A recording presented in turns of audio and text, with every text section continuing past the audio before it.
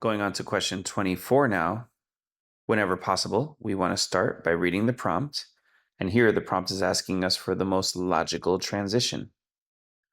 Now for transition words, you want to invent your own before looking at the answer choices. That forces you to understand what you're reading. So let's start. This sculptural object, an Everlast brand exercise bag, embroidered with multicolored beads and a fringe associated with the dances of these native people, stitches together, literally and figuratively, recognizable symbols from both native and non-native cultures. Gibson's piece also blurs the distinction between contemporary art and traditional crafts. So, in my own words, I kind of want to say something like, as a result, although I'm not fully feeling that way because it also says the word also. So, it would be weird to say, as a result, it also blurs the distinction.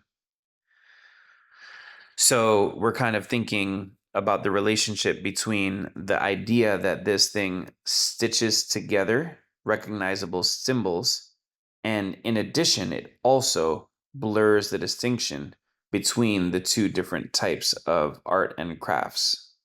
So maybe in addition would also work. So let's start looking at the answers.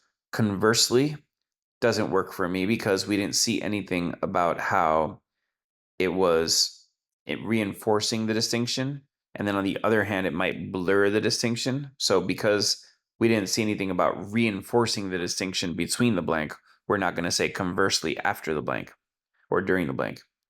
In doing so kind of works, so it stitches together the things. In doing so, it's blurring the distinction. That's pretty good.